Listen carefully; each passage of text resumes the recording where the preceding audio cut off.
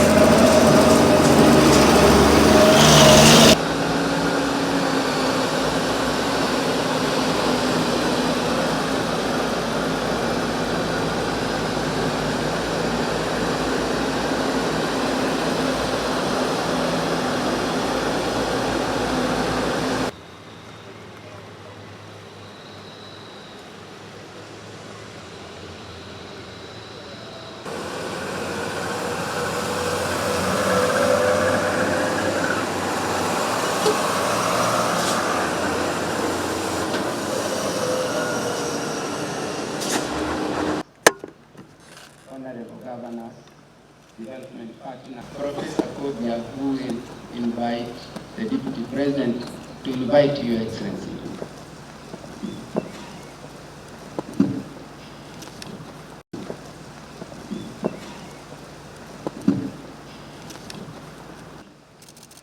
With your permission, allow me to invite Madam. Partners present, ladies and gentlemen.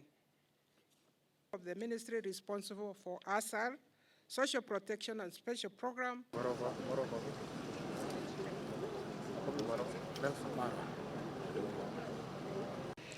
We're gathered here to officially flag off relief food distribution to vulnerable households that are suffering as a result of the biting drought across the affected counties. Allow me to thank the national government, through your leadership, Your Excellency, for this initiative, which will go a long way in complementing efforts by county governments and other partners in ensuring that our people can access food, water, and other basic services. It is no secret that climate change has led to perennial droughts in ASAL and non-ASAL counties, thus negatively impacting the livelihoods of communities. This phenomenon has disrupted the traditional way of life for many Kenyans, pushing many to towns with no means of livelihood.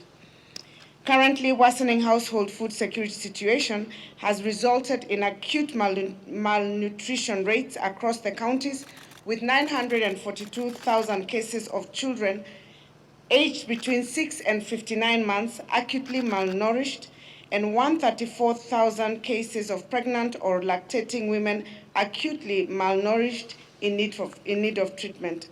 This underscored the urgency of consulted government intervention to save lives and protect also the livestock, which is the livelihood of many Kenyans and communities. Your Excellency, county governments have continued to take swift action to caution the vulnerable population against the scourge of drought through provision of food rations, animal feeds, and water. It is worth noting that with the drought situation in the country, counties continue to face challenges in mobilizing local resources to adequately respond to the drought situation. This is occasioned by the delays in release of equitable share of revenue by the National Treasury to counties, which is inconsistent with the dictates of the Constitution and the Public Finance Management Law. Given the immense nature of the interventions that are necessary to save our lives, of our people, and those of the livestock, the Council of Governors therefore requests the international community, development partners, non-governmental organizations, private sector, and all other partners to augment the government support to the most affected households. We further would like to request the national government through NDMA to fast-track the process of actualizing the Drought Emergency Fund, as well as immediately release the equitable share of revenue due to counties to scale up the humanitarian assistance to the household experiencing severe droughts. As I conclude, Your Excellency, I would like to give a commitment on behalf of the Council of Governors. The governors have committed to put resources and increase their emergency resources and also add their budgetary allocations to ensure that we are safeguarding the lives of the citizens that are threatened by this drought. We thank you once again for your leadership that has been demonstrated starting this morning with the meeting with the Deputy President, and we urge our colleagues and give our commitment to continue collaborating with the national government to make sure that we have addressed this issue and no life is lost. We thank you and God bless Kenya.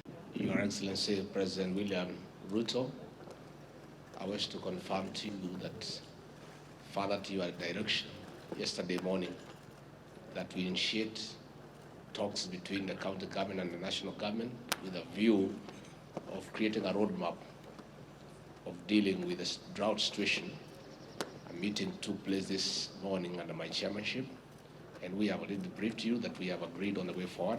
And I want to assure the people of Kenya that the President has directed that he wants a continuous engagement between the national government and the county government, because we serve the same people. And out of that consultation, a roadmap has already been created going forward. Your Excellency, let me also confirm to you that, further to your direction, that you want transparency in the distribution of relief food. It has been agreed that the food that you are flagging off today and subsequently will not be distributed by county commissioners alone. It will be a concerted effort between the national government administration, the county governments, and our development partners, so that there is transparency and there is efficiency. So, Your Excellency, let me also confirm the way you have directed that we meet weekly and keep you appraised and the people of Kenya appraised on the situation, on how we are dealing with this problem. This afternoon, we are here to flag off food, as has been mentioned by our CS responsible. We have in these 50 trucks, 20,000 bags of rice, 20,000 bags of beans, and assorted animal feed, together with cooking oil that will go to the various parts of our country that today are facing serious challenges of drought. 3.5 million citizens in the Republic of Kenya are today severely affected by drought, not to mention livestock and other areas that are affected, delivery of water, the absence of pasture in many parts of our country. Currently, we have 23 counties across the country that are suffering the very serious and severe effects of drought.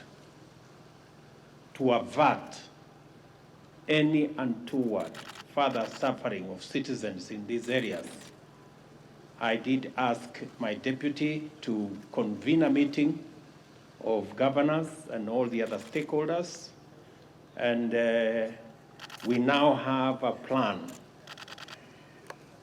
of action to build on the plan that existed before, so that we can efficiently and expeditiously deal with the effects of drought in the various parts of our country.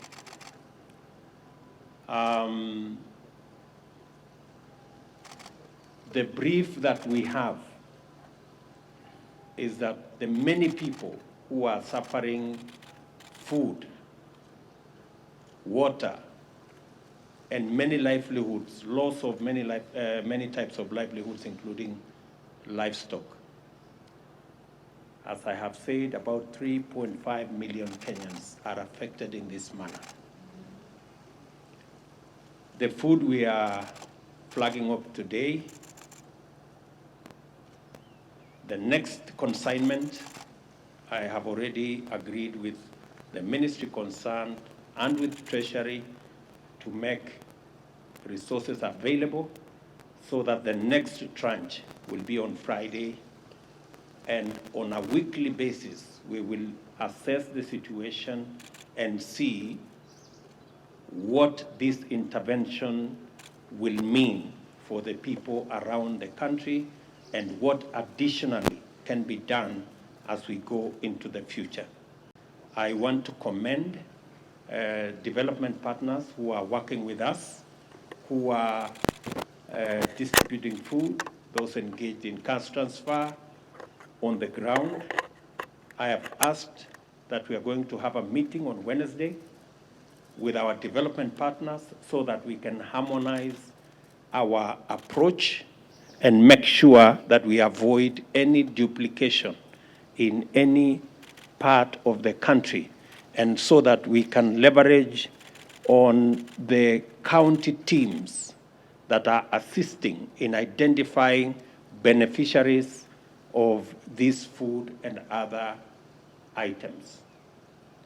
I have also instructed the ministry responsible for water to urgently mobilize water bowsers so that we can deliver water to many parts of Kenya, and under the direction of the Deputy President, they will map out the areas that require water bowsers together with the governors present here and those who are not here, so that again we can be able to address that challenge of water around the country.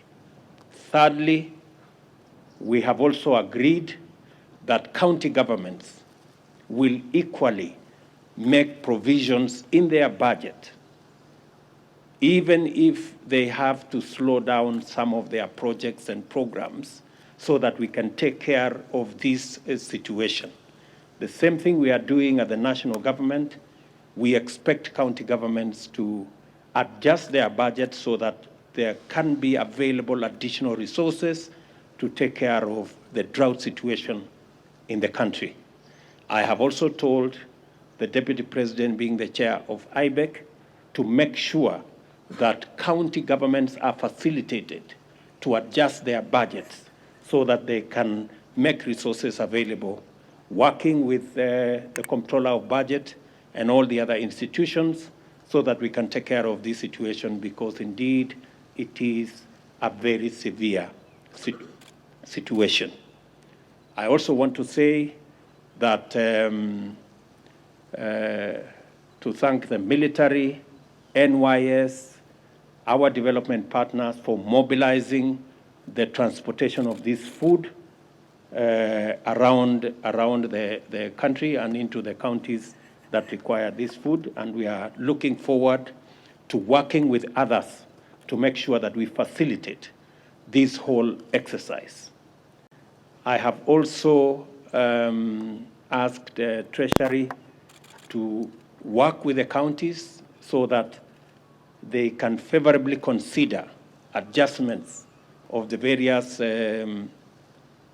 interventions that are required to make it much more easy for Kenyans to deal with the current situation. We will also be mobilizing resources for animal offtake, where we find that the animals are too weak. We are going to work with Kenya Meat Commission to make sure that there is an offtake program that will facilitate citizens not to be stuck with livestock when they do not have pasture.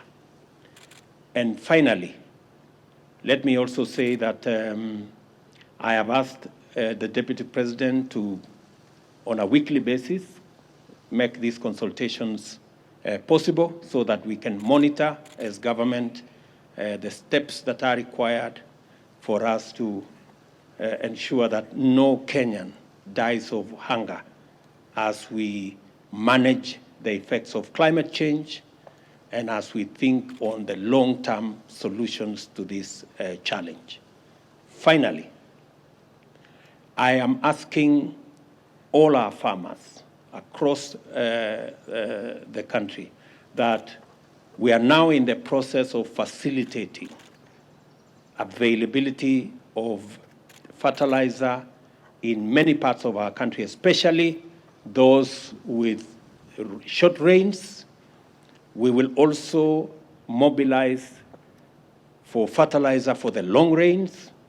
I want to ask all farmers who had cut back on acreage under food production, that the government of Kenya will support them fully in these short rains and in the coming long rains, so that we can produce sufficient food to take care of our food requirements as a country.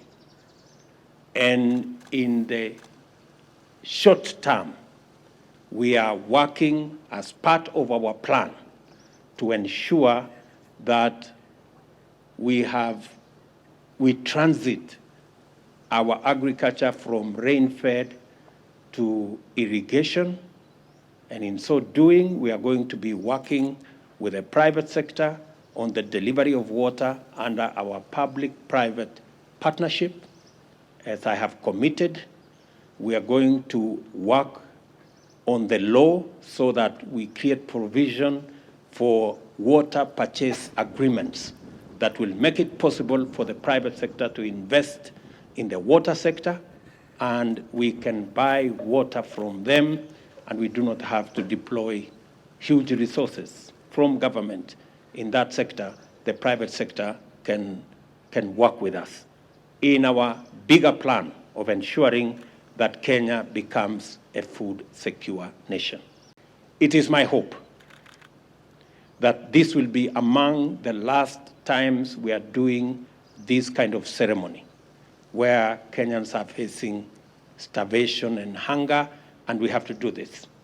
I think it is possible for us, going into the future, to have a much more proactive approach to situations like this, so that we manage them ahead of time and avoid situations of a crisis like the one we are in. For the last 4 years, we have had failure of rain in many parts of Kenya. And that is what has exacerbated this situation.